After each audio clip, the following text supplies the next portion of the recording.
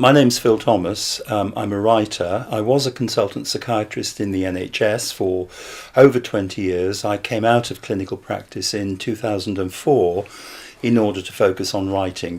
Neoliberalism is a political ideology that holds, in essence, that the best way we can all live a good life is by liberating and setting free individual entrepreneurial freedom so that we can create money, create wealth, and the idea is that in doing that we can create a better society. So psychological fundamentalism is attempting to explain what happens in your life, health, wealth, employment, in terms of supposed psychological attributes. And positive psychology privileges certain attributes. So it says that a successful person will exhibit certain characteristics. And there's a familiar roll call of those: high self-esteem, very confident, very motivated, very aspirational, very get up and go. And it does that without any reference to the fact that those attributes are contested, and not everybody agrees that that kind of happy clappy go get 'em, trample on everybody while you're on your way up is positive. And at one level, many of these ideas that come out of positive psychology, they're completely laughable, and they've been the subject of extensive satire, particularly from the anti-poverty movement, from the disability rights movement, from mental health campaigners. But when those messages are underpinned by a secret penal system, when they're underpinned by decision makers who have more power to take away your means of subsistence than the magistrates' court, so when those positive psychology messages are underpinned by that, they become less laughable and deeply, deeply damaging.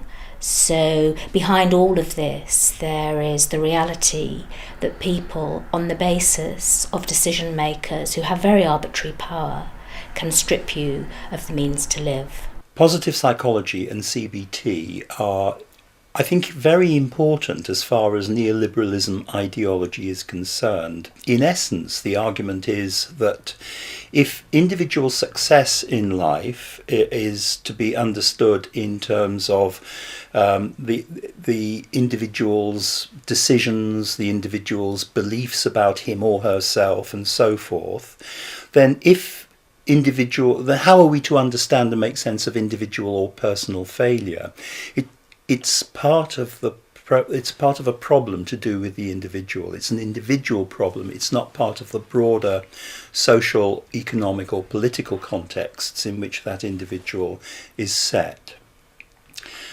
So there's a real interest, as far as neoliberalism is concerned, in maintaining this, well, I would call it a mythology, that individual failure, being unemployed, being sick, being disabled, whatever it is, some individual failure is a function of the individual. It's the individual's problem. The moral responsibility for that rests with the individual person, and it has nothing whatsoever to do with the broader context in which that individual lives.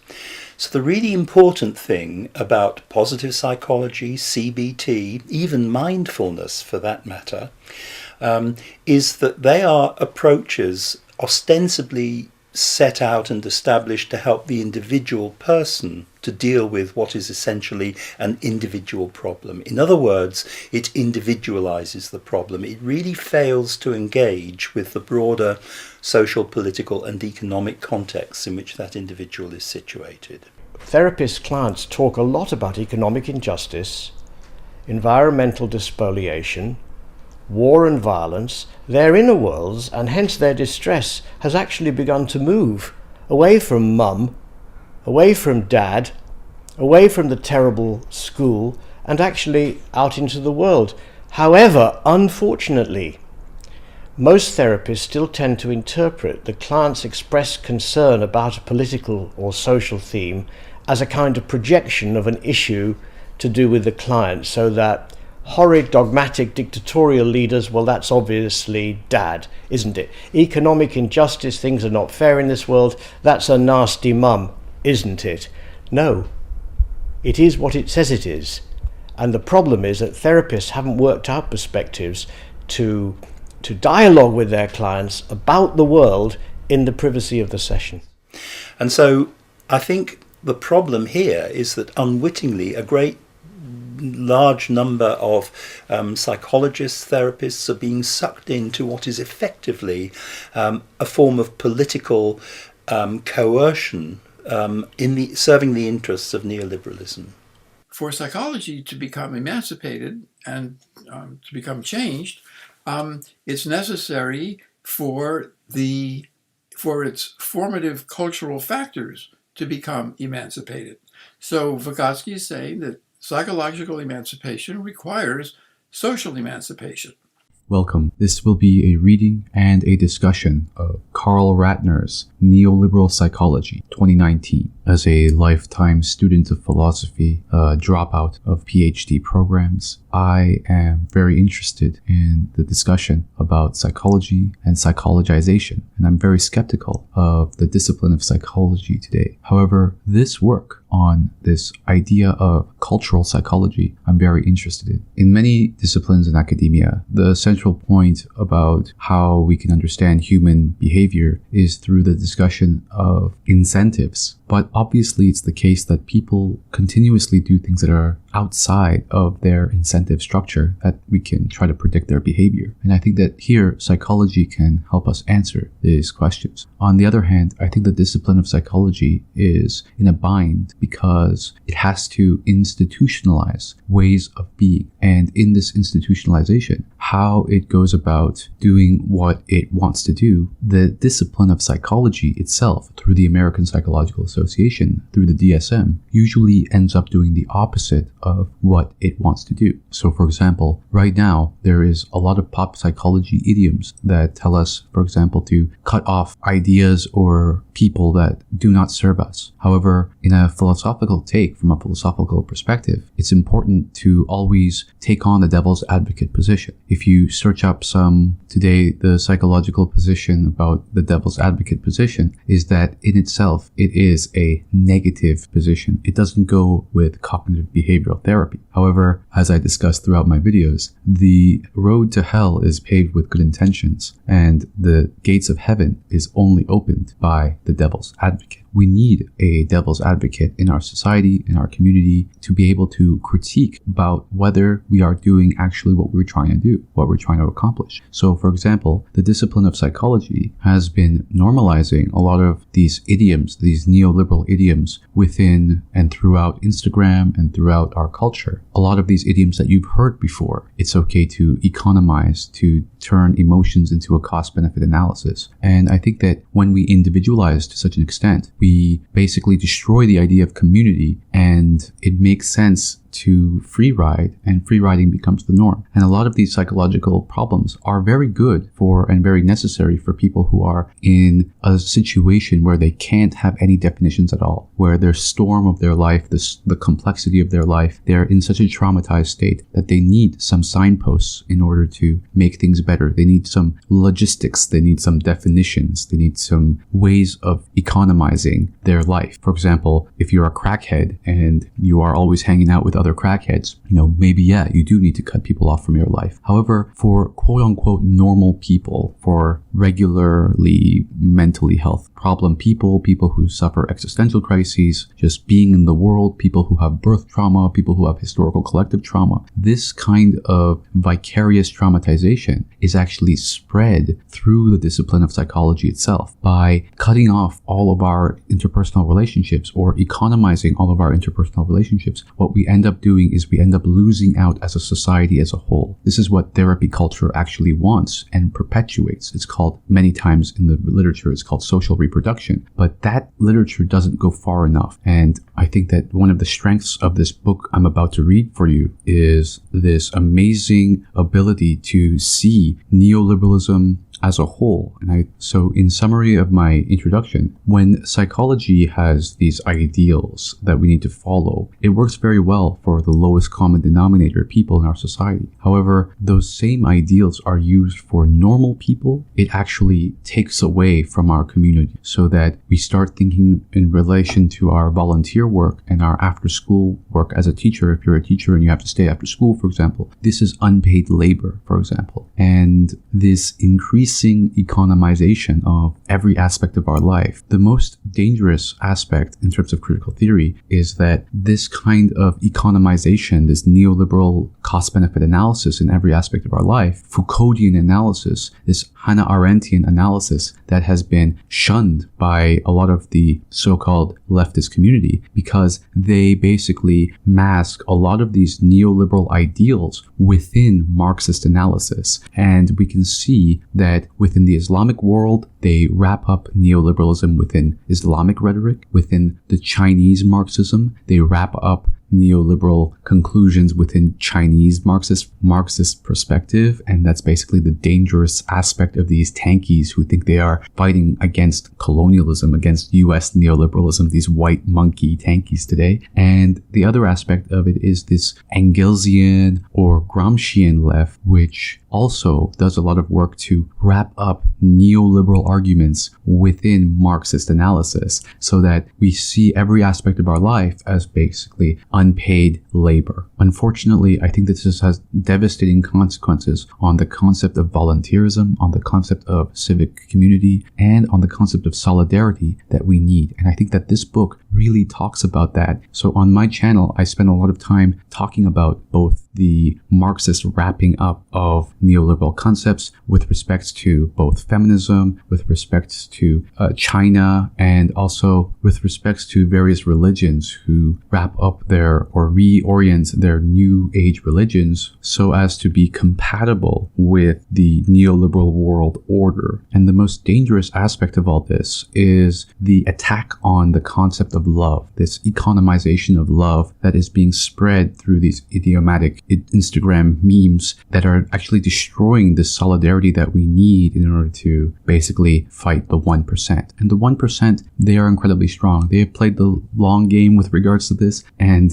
they know exactly what they're doing. It's the left that is just unable to basically really think about these issues. And I guess the worst part about all of this is the moralization of the commodification of emotional labor, which really just makes us paralyzed with respect to even talking about these issues. You can't talk about these issues without already playing the social capitalist game, without already being called racist or sexist or whatever. And I think that that is really important because, again, back to the devil's advocate, we need to be able to talk about these two concepts of complicity and incommensurability. So the other primer to this reading is Bell Hooks's concept of love, my critique of Bell Hooks's concept of love, as well as my critique of prescribed intersectionality, not analytical intersectionality, but prescribed intersectionality as being an integral tool to the logic of neoliberal colonialism. And I come from a very small village, and this is what I'm trying to protect. I'm trying to protect these villager ideas in the new world, new age of the dying global village that I think Marshall McLuhan was so right to point out. But this global village is more and more becoming homogenized because we have a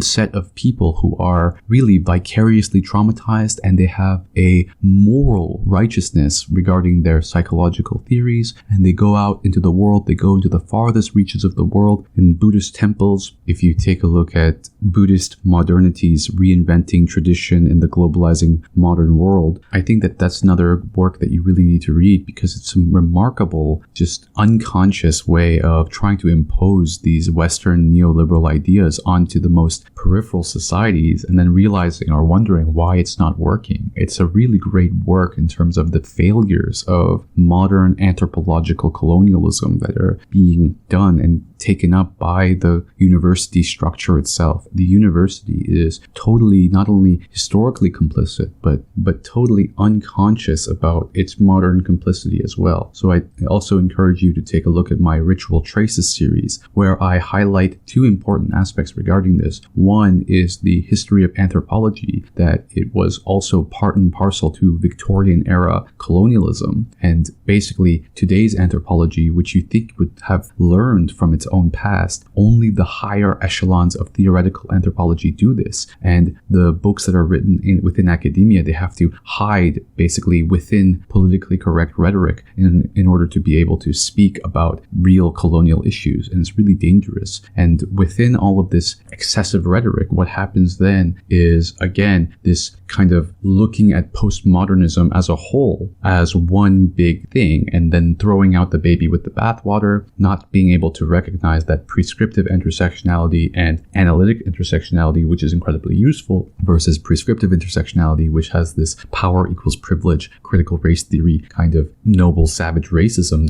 that it unwittingly continues and makes everyone do a cost-benefit analysis in their head regarding what they are saying all the time. And the only people who actually hesitate are the people that actually care, while the people who are the biggest sociopaths, the biggest people that don't care about virtue signaling, the people that actually argue that virtue signaling is a good thing, these sociopaths, they become the leaders of these organizations. And that's basically the situation with Carrie Bourassa, the Canadian professor who for 20 years was repeating intersectional empty rhetoric, and then it was found out that she was Russian, and this just insanity that is going on. Meanwhile, an Indian professor who is trying to hire people on the basis of merit, he got fired recently in Canada. So a lot of people, in the US context are responding to Trumpism, but me in Canada, I'm responding to the excessive political correctness that's happening in Canada, that's actually spilling over to both the academic, legal, judicial, and psychological organizations, which is the worst one. This kind of mass gaslighting that is happening with psychological organizations, of seeing toxicity everywhere, and it's actually quite dangerous, and it's destroying the idea of solidarity. So this is why I want to focus on this work. So thank you for joining me, and that's going to be the end of the introduction. So here we go. Carl Ratner, Neoliberal Psychology, the reasons, purposes, and outcomes of this book. So throughout this book, I'm going to be talking about the various points that he brings up and basically disputing it if I don't like it, or expanding upon those issues as well. This book is about the psychology of people living in neoliberal capitalist society. Their psychology is neoliberal psychology. It is infused with neoliberal form and content. These characteristics of neoliberal psychology are derived from the characteristics of neoliberal society and require a deep understanding of the latter. Neoliberal psychology is thus a vital insight into neoliberal society. Neoliberal psychology brings society into psychology and psychology into society. It breaks down the false, artificial division between society and psychology that is practiced in academia and in everyday life. So the first thing I'm noticing right away is that this especially psychologized version of society, or psychologizing every aspect of our society, can be problematic. The other problematic thing is that there can be a circular argument here. But of course, as a continental philosopher or whatever, I don't see any problems with circular arguments as long as the circularity is long, drawn out, and very informative. So that's the first thing. And the second thing is, I do think that psychology, so see here I'm giving my own devil's advocate, as you can see.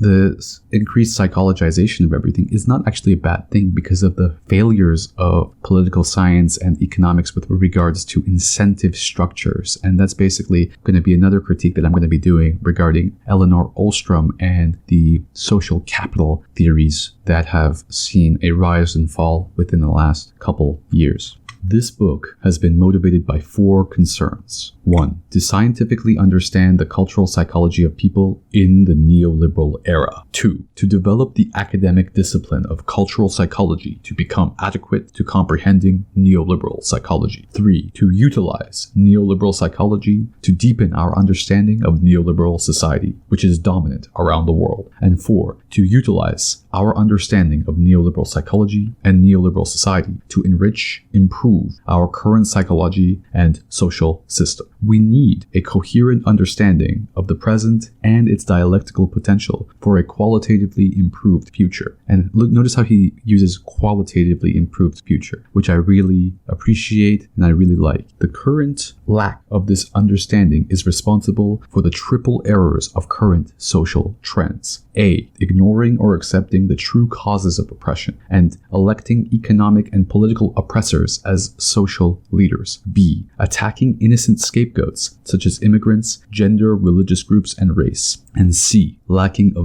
vision of a viable, comprehensive alternative to neoliberalism. All of these errors intensify the oppression and crises that afflict the populace. So not only do we attack obvious scapegoats in our society, but we also attack non-obvious scapegoats in our society as well. And you can just go to our prison systems and you can see that there's many people who are paying for the sins of other people, whereas the rich are totally outside of that system completely. Just look at the Wolf on Wall Street. Out of all the terrible things that that man did, he still got to play tennis in his prison cell, right? And the second thing is that we do actually elect political oppressors and sociopaths as positions of leadership because we are unable to really see clearly within this neoliberal melange. So just 1 second before we move on, this melange of neoliberal ideology, where every turn we see some form of neoliberal ideology at play, is basically a result of the fact that we live in a desert of meaninglessness, Nietzsche's desert of meaninglessness, where all of our religions, all of our old ideas, all of our old philosophies, none of them are able to answer the question of why do we exist on this planet or how should we live. So as a result, we become increasingly materialist, not because of the materialism itself, but because out of the interactions between all of these religions, what really strikes as true is the market as a site of veridiction. The market itself becomes the God upon which that actually answers your questions to life. So if you pray to a Christian God, you may or may not get an answer to your question. But if you follow the precepts of the market, you are more likely to get an answer to your question, were you successful or not? However, it's problematic because to succeed in the market, you need to basically exploit surplus labor, not care about externalities, and economize or make efficient economies of scale so that you can basically get the most out of your participation in capitalism. And that's basically the problem with this economizing of our emotions, because when you actually care about other people within your business organization, you can't exploit their surplus labor, which is the problem with this whole Amartya Sen kind of capitalism that's been normalized, this neoliberal leftism that is actually much more dangerous than the old school kind of, this is your boss and here are the people that you need to rebel against. This is the 1%, versus this kind of world where everybody is an entrepreneur and we are all basically enslaved to one another and we don't really know who to point our finger at. But here we can see that this is why I'm focusing on this issue so much, is because I truly see that there can be a revolution within this inherent, real, deep contradiction with that modern capitalism has brought to us. This kind of not everything can be economized kind of capitalism, where a mother's hug is not something that can be seen in terms of a cost-benefit analysis. And that was basically the power of the old school patriarchy. The old school patriarchy which demanded that the men would die for something greater than themselves. And that power of the patriarchy has really been destroyed by this psychologization, because now we tell men that they shouldn't die for things because that's a psychological problem. I guess the reason why we have come to this conclusion is because in a World War III scenario, we're going to have robots fighting for us anyway, so bodies aren't, and flesh isn't going to be so important. So the idea of dying for something that's greater than yourself, or putting yourself out there, or giving extra emotional labor for something greater than yourself is actually seen as a psychological problem. So you staying and doing overwork in a volunteer environment, or you doing any type of civic labor that you don't put yourself first in that situation, you are seen to be having a psychological problem in our increasingly individualist society. So you have to to put yourself first. And if you don't, you actually do have a psychological problem. And basically all this comes down to the question of, is my socialism, is my belief in socialism, is my solidarity with socialism a limiting factor for my success within a capitalist society? Is it a limiting belief? Should I let this belief go? And basically the psychological answer to this question is yes, you have a problem for being a socialist. You have a problem. You have a psychological problem for believing in community because you're not putting yourself first. And that's actually a problematic in our society, which is actually kind of an insane type of gaslighting and a way to destroy the socialist position from the inside. And I'm sure that Gloria Steinem and her company knew about all of these consequences when they were arguing, for example, that the personal is political, so that the political could invade and penetrate into the personal, even into our most unique relationships with one another. If they are not having some sort of cost-benefit analysis, we have some sort of problem. And it's this incredibly gaslighting kind of position, and it's given all the power to privileged people in our society as a result. And it's hilarious. So the question is, why is there such a concerted effort to do this? It's because that there is an increasing financial return when every aspect of our lives is commodified. We can have increasingly financial returns with regards to the society as a whole. And who benefits? In both ways. The first way that people benefit is through our interpersonal relationships that upholds people who are successful, people who exploit people the most, become these gods of our societies. They become the gurus of our societies. No longer do we ask like, oh, this guru or that guru, who should I listen to? How should I live? We already know the answer to that question, which is I only listen to people who are successful economically, right? So the people who are successful economically also become these kinds of gurus in our society. And that's how you can see with Vaynerchuk or Joe Rogan, a bunch of these guys who are really the epitome of our society. And so the stock market becomes this kind of astrology, especially for men. That's what they're saying, right? And the other way that it becomes a tool for the 1% is that by financializing every aspect of our society, we can actually gain greater returns on our investments in terms of the long term, in terms of the society as a whole, even though individually and communally we lose out. The people who win and the people who absorb this kind of religious position are actually the poorest people in our society that we're going to be talking about in this text. The poorest people in our society are the ones who see themselves as, oh, I'm not successful because I wasn't working hard enough, I wasn't doing this enough, I wasn't doing that enough. So you can see that this idea of personal responsibility is also integral to the whole system as a whole. And now you can see many men are sent to prison and they are indoctrinated with this Duluth model of how to live in our society. And that Duluth model really requires all of these forms of neoliberal subjectivity. So that's actually the other prerequisite that I highly recommend, which is my history of neoliberal subjectivity in my Ritual Traces series that I really recommend that you take a look. So back to the text. The distinctive contribution of cultural psychology to social emancipation lies in the scientific conceptualization of psychological phenomena as cultural phenomena that are elements of cultural factors and processes. It follows that enriching, fulfilling, and emancipating psychology requires enriching, fulfilling, and emancipating its cultural basis and character. No other psychological approach includes emancipating the social system within its purview, because no other approach conceptualizes psychology as elements of the system. So this is a critique of psychological discipline as a whole. Cultural psychology is something much different than the American Psychological Association, and it's something also much different than the evolutionary psychology kind of thinking as well. And the biggest problem with, just a side note, with the biggest problem with evolutionary psychology is that we have all of these bacterial systems, and 90% of, or something like a huge percent of our systems are just outside of us, and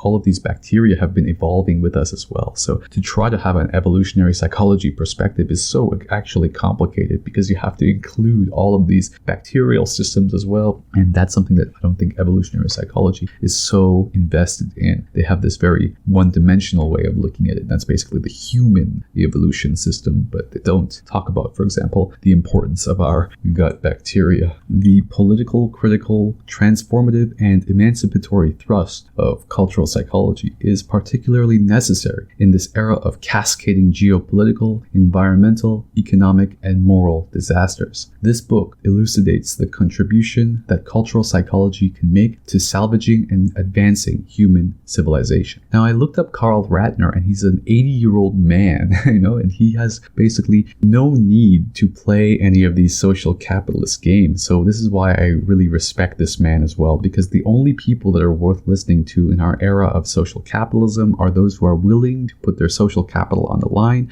And I guess those people are really old people today, because everybody else really cares about their social capital. And as a result, their research is also skewed heavily by these neoliberal considerations. Neoliberal psychology, the cultural psychology of our era. Neoliberal psychology is not simply certain natural reactions to neoliberal society. It is not simply that neoliberal society galvanizes our anxiety, our confusion, or hyperactivity, or suspiciousness, or defensiveness, or depression, or confidence, or creativity. It's not simply that, although it does definitely do that. These abstract psychobiological reactions to neoliberalism do not capture the neoliberal form and content of our psychology. They would actually reduce neoliberal psychology to a quantitative point on a universal scale. They would reduce to a simple quantitative regulator of universal specific psychological processes. This is the methodology of most cross-cultural psychologists who compare diverse cultures on their degree of religiosity or neuroticism. Neoliberal psychology, like all psychology, is a concrete form and content of psychological processes. Example, emotions, perceptions, cognition, motivation, memory, and psychological disturbance. Neoliberal psychology is not how we respond to neoliberalism on the basis of our individual biological or personal response mechanisms, which are outside neoliberalism. Neoliberal psychology is how neoliberalism forms our psychological responses to things, events, and people. We do not simply respond to neoliberalism. We are neoliberal responders. And this is a great point that I make in my Ritual Traces series. We actually emanate, and what Bourdieu calls habitus. We respond not just to neoliberalism, but we basically send out neoliberal vibes. We become part of neoliberalism and become soldiers of neoliberalism. That's why we need to really take responsibility for our collective rituals, which is my main thesis and which is what I'm trying to over and over again, despite being canceled and downvoted and flagged many times because of what I'm trying to do. We need to take responsibility for our collective rituals, not just for our words and not just for our presentations and not just for our virtue signals. So we need to actually embody that kind of progressive position. And that requires us to be very critical, and that requires us to be open to ideas that we absolutely disagree with within the human realm. And that requires us to be fully understanding of complicity and incomprehensibility. And we need to call each other out on that in the hardest sense, not just through our words, but through our daily actions, which we do not do. And we become instead soldiers of neoliberalism and soldiers of colonialism. So that's why I'm talking about this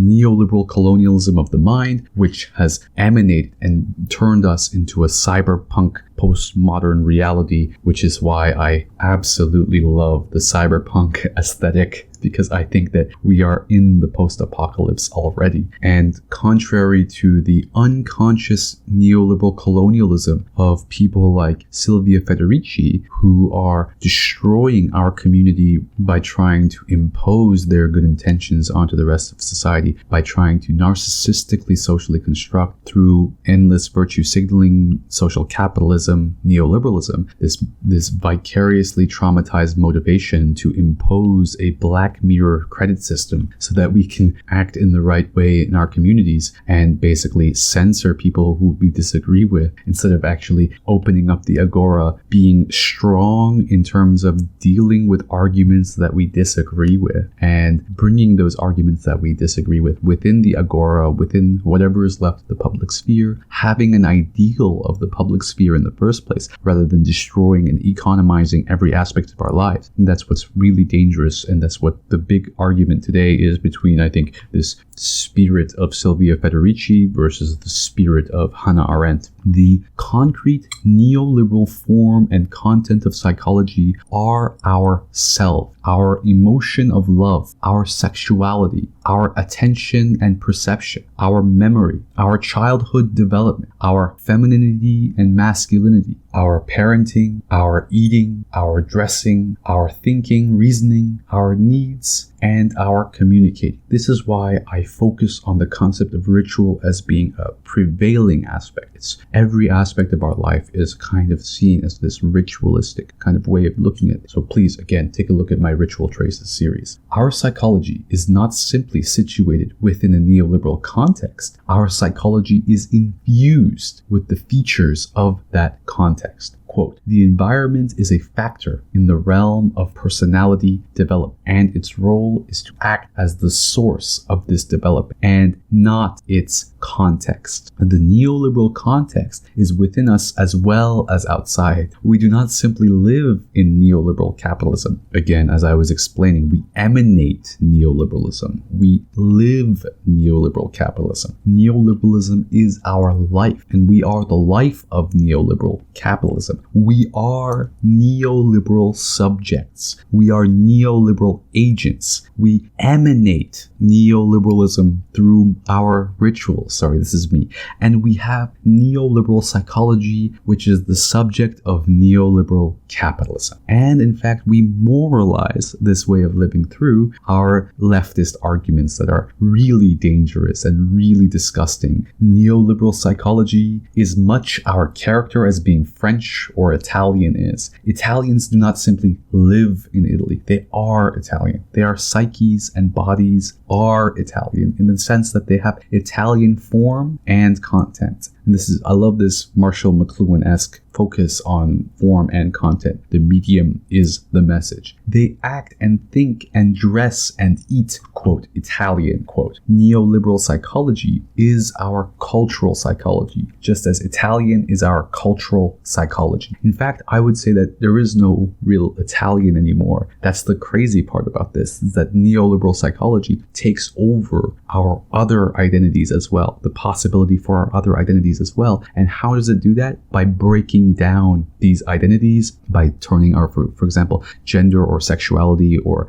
creating everything into a fluidity. And this is kind of a difficult argument to be making, because a lot of people get angry about this kind of argument that I'm saying. And in fact, those are the neoliberal agents. They're the hardcore neoliberal agents, because they are actually shutting down this conversation as well. So this kind of, even our identities become fluid, monetary, cost-benefit analysis kinds of things. That in itself, this history of neoliberal subjectivity that both the discipline of psychology and a lot of these progressive movements have been formalizing. And this is what the right wing calls, or why they're justified to point out to this kind of like conspiracy of globalism or cultural Marxism. They are not wrong in this argument. And the fact that we need to be listening to the right wing perspective, because that's how Hegelian, this is why we need to go back to Hegel. Hegel, my interpretation of Hegel is that conflict is a ritualistic offering towards the possibility of something like a common good. That's what Hegel is all about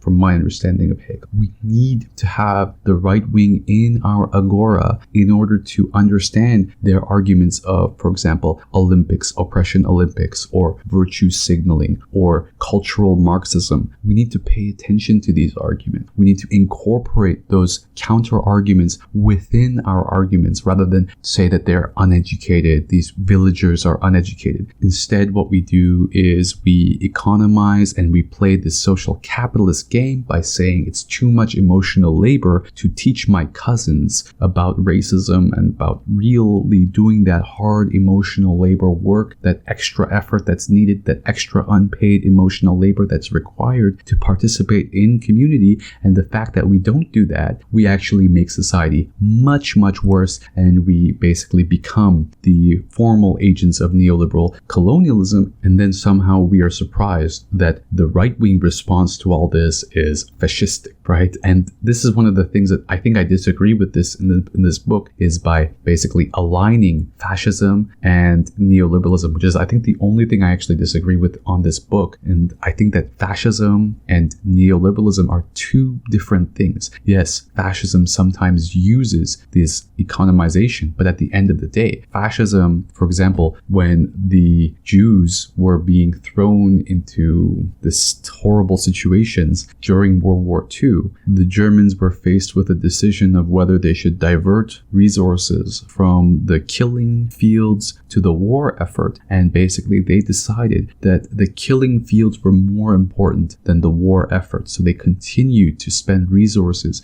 on this non-economic result. So this is the reason why fascism is not part of neoliberal colonialism. So for this, you really need to read the work of Emilio Gentile to be able to understand that. The reason why we cannot see that fascism and neoliberalism are opposed to one another, that one is the god of the father and the other one is the god of cost-benefit analysis, and these two things are different. The god of cost-benefit analysis doesn't ask you to die for it. In fact, it says it's a psychological problem for you to die for anything and not put yourself at first. The god of the father, on the other hand, expects that you, as a man, you put yourself on the line to die for something like your country or something like your family. You need to put yourself and your body on the line, and you need to pick up a weapon. Those are different ideas. Those are not one and the same. And the reason why we can't see that is because our orthodoxy in our academia is to see that the patriarchy and capitalism are allied when clearly they are not. So if there's one thing I disagree with this in this book, is this academic kind of orthodoxy that patriarchy and capitalism are allied. And for that, I have a video about that. The patriarchy and capitalism are not allied. It's very difficult to actually find resources to argue such a thing because, again, the social capitalism game that exists within our neoliberal institutions as well. So our psychology has neoliberal form and content. Just as we emphasize the unique, concrete, incomparable, untranslatable qualities of Ifaluk emotions like Fago, Japanese Ame, Yoruba mental illness, Wahhabi Islamic femininity, Victorian sexuality, and the Kibbutsian self-concept, so we must emphasize the concrete, incomparable, untranslatable form and content of the neoliberal self, neoliberal emotions, neoliberal perceptions, neoliberal femininity, neoliberal childhood, neoliberal motive, neoliberal needs, and neoliberal sexuality. Our neoliberal indigenous psychology merges with and modulates our Frenchness, our Italianness, and our Chineseness. In fact, I would say that this is what colonialism is. That's what I call the neoliberal colonialism. And here he uses the word modulates, but I think it's much stronger than that. I think it's actual colonialism. He continues, we are neoliberal Frenchmen or French neoliberals. We are Chinese with neoliberal characteristics, just as Germans are feudal Germans or bourgeois Germans, depending upon the political economic system they live in and again embody. Their feudal and bourgeois characters are as pronounced as their German character is and modulate their Germanity. The same holds for the neoliberal features of culture and psychology. They are as pronounced as their national features are, if not more so. And here he does say more so. And in fact, this is what I think cyberpunk is all about. Cyberpunk is about this loss of, first, it's nationalization. First, it's through nationalization where we homogenize, or through monotheism where we homogenize. These old forms of homogenization have become new forms of homogenization where we lose our individual languages, for example, our specific tribal languages. And I spend a lot of time trying to learn my villager language, which is really difficult for me. And we lose that. So every society, whether you're Chinese or Russian, you have to choose whether you want to maintain your villager language, which is not going to have any utility for you, or you learn, for example, the nation language like Russian or Chinese. And basically you lose out and you become part and parcel to the homogenization. And soon, with the loss of all of these languages, the loss of heterogeneity, with the increased homogenization, we reflect and then we embody and then we emanate this neoliberal subjectivity and this neoliberal homogenization as well. Contemporary Germans are neoliberal Germans, just as their forebears were medieval Germans. Neoliberal psychology is a new cultural form, along with the lines of Erich Fromm's cultural personality types, such as receptive, exploitative, hoarding, marketing, and productive personality. In cultural terms of customs and rituals, capitalization is the central ritual of neoliberal capitalism. Thank you for the nod to the idea of ritual. It is apparent that transnational neoliberalism is becoming a more powerful cultural force than national cultural histories are. Leo, 2008, page 193, found evidence of this in her detailed ethnography of Chinese youth. In planning their lives and attempting to achieve their life goals, the young people have adopted an individualized approach, displaying a form of the autonomous, self-authoring, and individualistic neoliberal subject with little reference to the socialist collectivist values with which the party has been attempting to indoctrinate Chinese citizens. Again, this is just another example of how there is only one world religion and everybody has to play this world religion game. I would argue that the neoliberal self of a 20-year-old Chinese girl in Shanghai is more similar to an international cohort self in neoliberal Berlin than to a cohort from her national Chinese culture, such as the Sui dynasty. So the Berliner and the Londoner and the Beijinger have more in common than they do with people who live in, I don't know, Welsh or,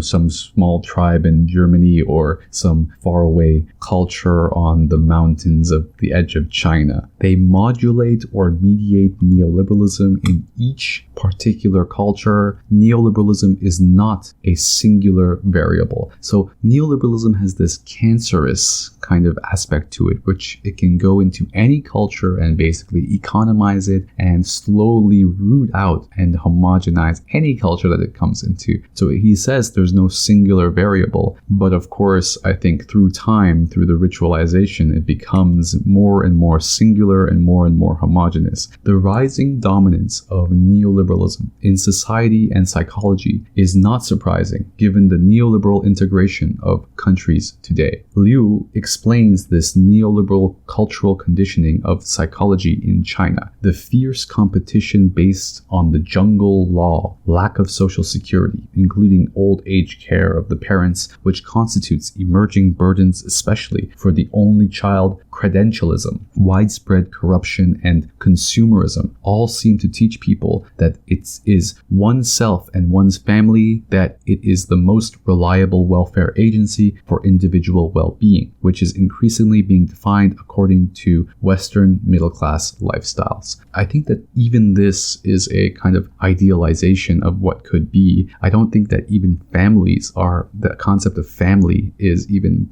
strong enough. In China, the family is really powerful, so it's still keeping place, but give it a couple of generations and they'll see the same kind of thing that's happening in Japan and the same kind of thing that's happening in Western countries and even Korea with regards to the destruction of family as well, and the increased individualization such that even the family structure itself will soon be dissipated and replaced with some sort of cyberpunk feminist way of reproduction. Bhatia and Priya, 2018, page 662, report the same occurrence in India. New forms of Indianness are also being shaped by media, transnational circuits, travel, and outsourcing. And it's interesting because in India and in China, we see the same phenomenon of people resorting to fascism as a way of responding to this quote-unquote globalism, this quote-unquote cultural Marxism. So this is why we see a rise of fascism everywhere, because we are unable to really be self-critical about our left-wing neoliberal ideas. Again, what's that old line that fascism is a failed revolution? And that's why I keep arguing that if we can build that public sphere and use that fascistic ability to build a public sphere and not see neoliberalism and fascism as being one and the same, and really basically organizing together, we can use that basically reactionary energy to point towards or create something positive or something communal without the negative aspects of fascism, which is really a dangerous argument to be making, especially with regard to people who are really scared and really vicariously traumatized regarding the presence of American cultural symbols and practices, the establishment of the IT industry and call centers, and the insertion of cross-cultural psychology, psychotherapy, testing, and personality evaluation through psychological science and New Age psychology. Oh, I love it. I love that she put in that New Age psychology, because I'm really critical of that. This witch psychology, this kinds of Instagram psychology. Oh, I hate that so much. This Jungian psychology. Although it was very useful for me as well to assess and come out of my own individual traumas and to basically blow up the biggest traumas that I've had. All of these things were very useful, but at the end of the day, you need to basically destroy your idols and go back and return to the desert. Eternal return is necessary, and that's the problem with New Age psychology. It doesn't come back to this eternal return. In fact, it creates more and more gurus that think that they can help people while making money off of charging people for their psychological sophistry. New Age psychology is not only impacting the work life of young Indian workers, but is also reconstituting the very meaning of Indianness. And one of the things I really hate about the left is this idea that, oh, look at these people who are voting against their interest. No, it's a very conscious aspect of responding to this globalism that are trying to re-entrench their Indianness through these fascistic moments of electing Modi, for example, or whoever it may seem that the strong man to defend against the neoliberalism. So the point I want to make is that fascism is a very real and very rational response to all of this. And we have to take that seriously instead of just telling these people off or cutting these people off or cutting them off of Twitter. We need to have those emotional labor conversations with people, but instead we economized every aspect of our life. And I wonder who's going to win at the end, because we're not going down a good path here. Because at the end of the day, while we're having all these arguments, the water is running out, the fresh water is running out, all of these resources are running out, aluminum is running out, and at some point we're going to be like, oh shit, there's going to be a war. And so my idea of the post-apocalypse, we are already in the post-apocalypse, is going to get first as tragedy, then as farce, then as tragedy again. The second tragedy is going to be just even more irredeemable than the first tragedy. And we've already lost so much in terms of the first tragedy regarding chemicals in our water streams and microplastics and an incredible number of problems. And if we don't learn from that, which we are not learning from, just as anthropology, the discipline of anthropology, hasn't learned from its own history of unwittingly colonizing people, it is doing this again with regards to neoliberal colonialism. And if anthropology, all of the smart people in anthropology, can't learn from their own mistakes, then I don't really know what the rest of society is going to be doing. So that's why I love to embrace the post-apocalypse. But the next apocalypse, we don't even have a word for it. It's just unfathomable for us. We've already had one unfathomable hyper-object Timothy Morton's Hyperobjects. I highly recommend that you read that. We've already had one intense apocalypse, but the second one, there's going to be no words to even begin to describe that second post-apocalyptic situation. The second tragedy in our tragedy, then farce, then another tragedy. International neoliberal capitalist organizations such as the World Trade Organization, Davos, G20, Asian Pacific Economic Cooperation agree on common neoliberal economic agendas for all their members. National characteristics are marginalized. A shopping mall in China or Saudi Arabia or Los Angeles is indistinguishable. And that's one of the things I've learned, just not from reading, but actually from traveling the world. I've been to 50 countries, and you go to the craziest places and you find a very similar shopping mall. It's really crazy. Educational standards are also becoming globalized and interchangeable as students shift from one country to another during their studies. In addition, professional psychology in academia and in therapeutic interventions is becoming globalized and neoliberalized. Again, if you take a look at my reading of Ron Roberts' Capitalism and Psychology, this is not a new phenomenon at all. It is an old phenomenon. And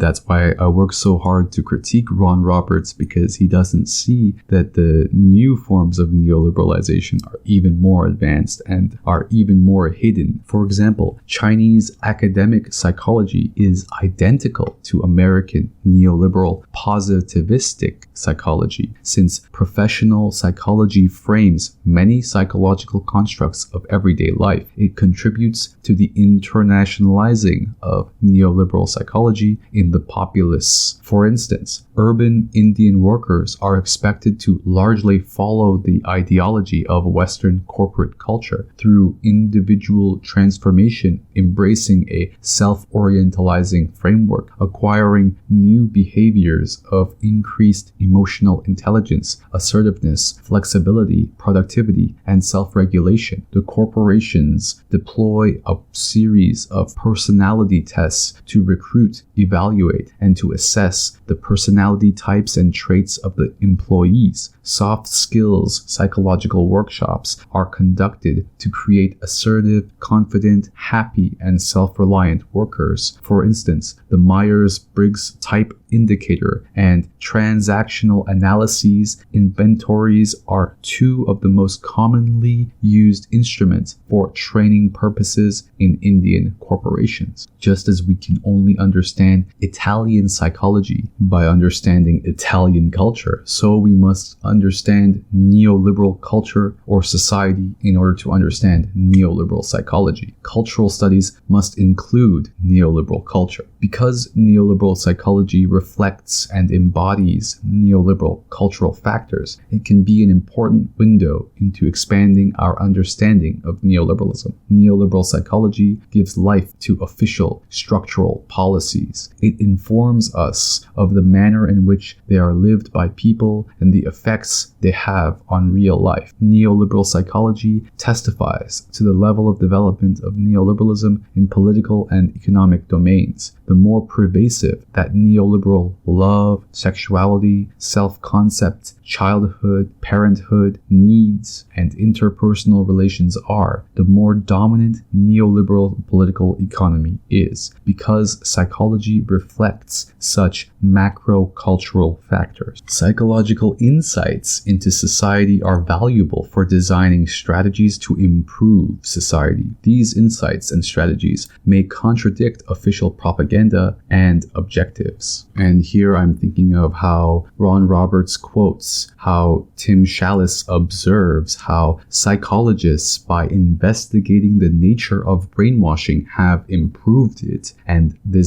how this applies to capitalism itself. The same psychologists who are normalizing the idea that virtue signaling is a good thing, that are normalizing all of these social capitalist rituals, the same ones also work in these tech companies to try to get us addicted to various apps, and they are the same people that are normalizing this idea of virtue signaling as being a good thing, this social capitalism as being a good thing, thing, they are the same ones that are also trying to get us addicted to their capitalist motivated addiction apps as well. So you can see these are the same people. There's people that control rhetoric, but it kind of sounds paranoid, I know, but it's actually so ubiquitous in our society and so difficult to see. The same people that try to get us to play social capitalist games are the same people that are trying to get us addicted to their capitalist motivated addiction apps. The same people that control rhetoric on Reddit, the same people that censor people on Twitter, the same people that think that they are gods who can control and direct social construction by themselves. These are the most evil people in our society, and they are profiting. They are exploiting all of our surplus labor, and at the same time moralizing the commodification of our interpersonal relationships as being a good thing, and thus destroying ideas of community, destroying ideas of solidarity, and in fact giving all the power to the 1%. It's really crazy, because you look at like these totalitarian states like North Korea and these kinds of hard-headed ways of trying to rule people. It's nothing. It's so stupid compared to these way more advanced ways of taking over all of our institutions to normalize and naturalize these ideas that the 1% are in the situation they are because of their innovativeness and their amazing ability to participate within capitalism rather than exploit people. And two other examples of this moralization comes with regards to enforcing a culture of patents and knowledge as being a form of privatization on the internet, which even people like Elinor Ostrom were trying to fight against. So you can see that all these posts about Aaron Swartz, there's a concerted effort on Reddit to basically subdue this martyrdom that Aaron Swartz could have been an example towards. That's something I was trying to work towards, but I get canceled for trying to turn Aaron Swartz into a martyr. And another example of this is how when there was a debate of Bernie Sanders and Musk on Twitter, and Musk said something really ridiculous about Bernie, "Oh, I didn't realize you were still alive."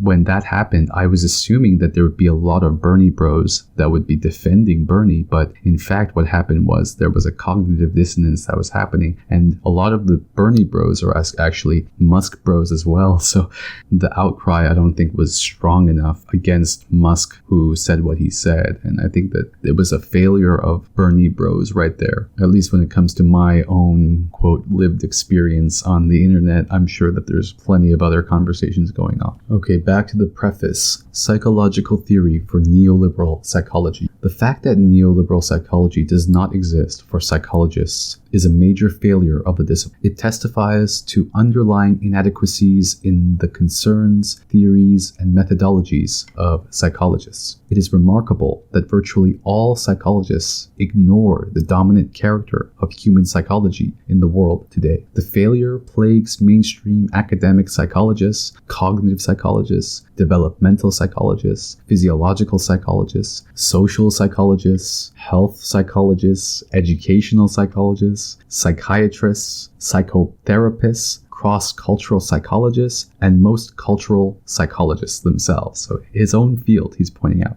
Neoliberal psychology is simply not one of their constructs or topics. And I think I'm going to add two more to this list. One is evolutionary psychology, which is the most deeply entrenched within this neoliberal psychology. And the opposite, the counter to all this, I think, is psychoanalysis, which is really aware of this kind of neoliberalism. And I think that psychoanalysis is how we can get out of all this shit. A psychological theory and methodology for neoliberal psychology must be developed. This kind of neoliberalism is so ubiquitous that it masks even the most progressive ideals within itself, and it's so dangerous. It must incorporate the scope of neoliberal psychology, including its cultural basis, socializing mechanisms. How do emotions, perceptions, mental illness, take on cultural form and content, operating mechanisms, relation to neoliberal society, and it must include mechanisms for social psychological improvement. These points must be built into the psychological theory and methodology so that they can be elucidated by the theory and methodology. Tools are constructs for handling specific kinds of things with particular properties. A psychology for neoliberal psychology must be constructed for apprehending the psychology of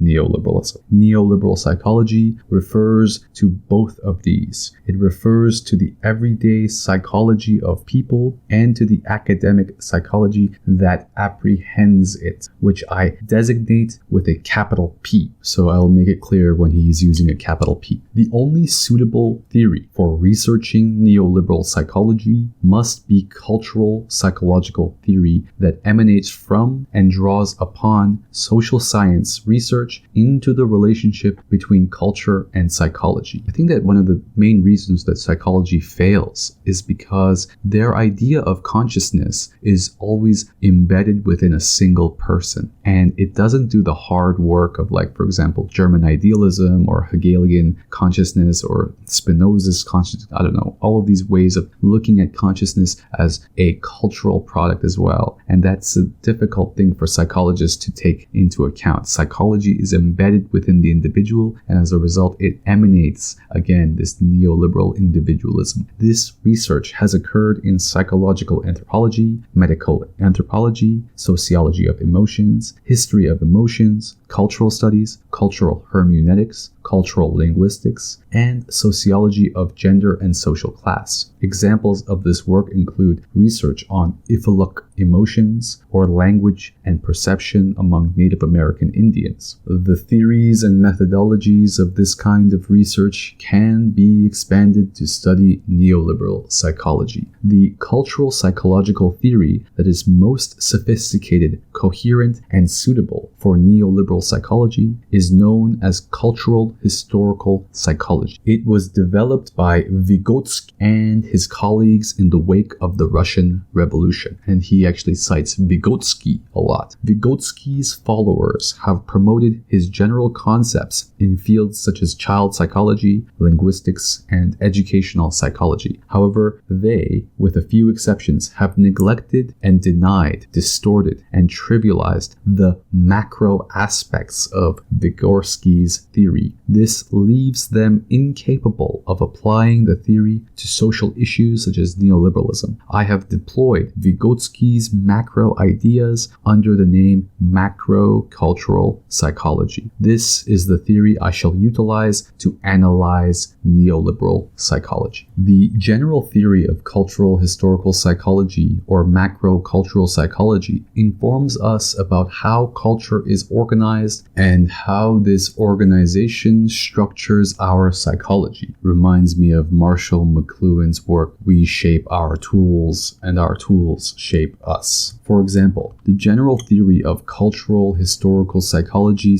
/ macro cultural psychology postulates from theoretical and empirical research that psychological phenomena are most powerfully organized and influenced by the political economy of a cultural system. Vygotsky explained, since we know that each person's individual experience is conditioned by the role he plays in his environment, and that it is the class membership which defines this role, it is clear that class membership defines man's psychology and man's behavior. Social stimuli that have been established in the course of historical development are permeated through and through with the class structure of society that generated them and serve as the class organization of production. They are responsible for all human behavior, and in this sense, we are justified in speaking of man's class behavior. Vygotsky is saying that the class structure, which reflects political, economic power, wealth, ownership, wage labor, and principles of production, conditions the social roles of society, individual experience in those roles, and individual psychology in social experience. This is a cultural theory contained with his psychological theory, or vice versa. The validity of the psychological theory depends upon the validity of the cultural theory. If the culture theory directs us to marginal, superficial, or fallacious cultural features, this will impede our ability to comprehend the concrete form and content of psychological phenomena.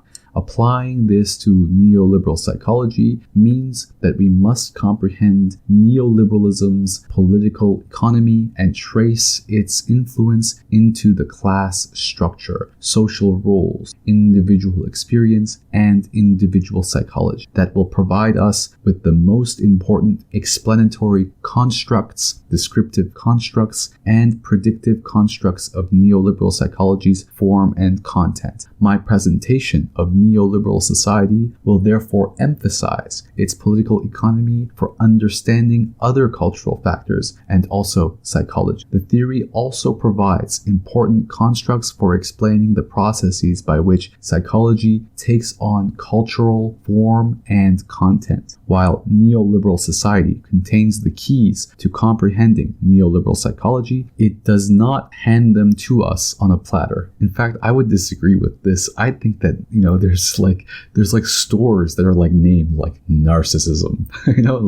There's just so much that is in fact handed to us on a plate. It's just that it's so ubiquitous we can't even see it anymore. This book is a dialectical dance between neoliberal psychology and macro-cultural psychological theory, with each illuminating the other and also adapting to the other. Neoliberal psychology is opened by macro-cultural theory to reveal unnoticed features which are conceptually analyzed and organized in new ways. And the theory is opened by neoliberal psychology that stimulates new theoretical concepts, distinctions, and organization. Refining the theory is as important as comprehending neoliberal psychology because the latter requires the former. And that's what I'm trying to do here. I guess I'm trying to refine this theory, if Mr. Carl Ratner will let me. Because macrocultural psychological theory is the organizing framework that selects and organizes the elements of neoliberal psychology in relation to neoliberal society, it would normally be positioned as the introduction to a book such as this that would explain what issues and relationships we are looking for, why they are important, and how they bear on related cultural and psychological issues. However, there are two reasons this is not the best strategy for introducing this book. One is the nature of the theory, and the other is the nature of the subject matter, neoliberal psychology. The theory is a grand, general, scientific theory of cultural psychology. It will appear abstract and distracting to the reader who is looking to comprehend concrete neoliberal psychology. This is an acute problem for the subject matter because neoliberal psychology is a new subject that is undefined. The reader will feel doubly lost regarding a grand, general, abstract psychological theory that is supposed to eventually explain an undefined topic. This is a really interesting methodological problem that he's talking about. I think that another way of thinking about this is in terms of archival issues. What is included within your boundary and how you go about creating your boundary for any methodological issue will shape the consequences of what you're trying to do, what you're trying to create. And basically, you know that a theoretical idea is a good theoretical idea because they're taking that complication into account. And I'm going to be doing something that the so-called affair really pointed out, which is I'm going to be looking to physics for a second and talking about the double slit experiment and how the observer changes the experiment itself. And again, this is one of the main problems I have with popular psychology, is that they don't recognize it. They don't take seriously how the observer changes the experiment itself, how the methodology can basically already precondition what you're trying to do. And in fact, a lot of psychology is unfortunately just embedded within this scientific scientism and doesn't recognize that science is, in fact, limited when it comes to understanding human social behavior because of this. So, to avoid these two problems, I will introduce this book with some concise snapshots about neoliberal society and neoliberal psychology. The reader can interpolate these specific references while reading the theory of macrocultural psychology. In Chapter 2, Neoliberal Society shall be described in Chapters 3, 4, and 5, which address neoliberal economy, neoliberal education, and neoliberal ideology. These are the central structures that organize neoliberal psychological phenomena. Neoliberal psychological phenomena, or NPP, or AUPs, unidentified aerial phenomena,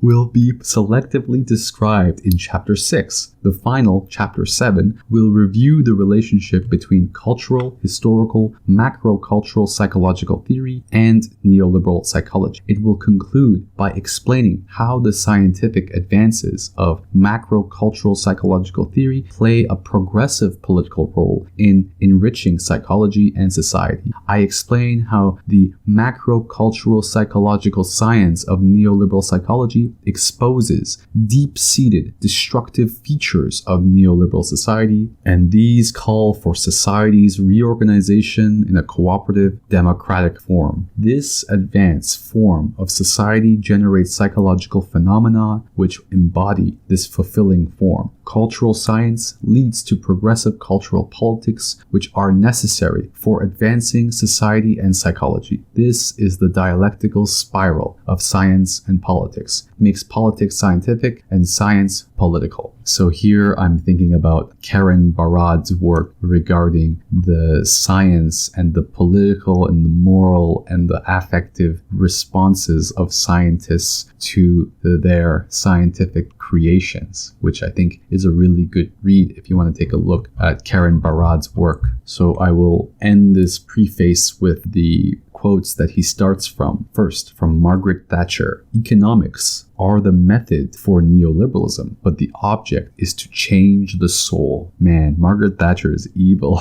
Second one, and speaking of evil, Henry David Thoreau says, There are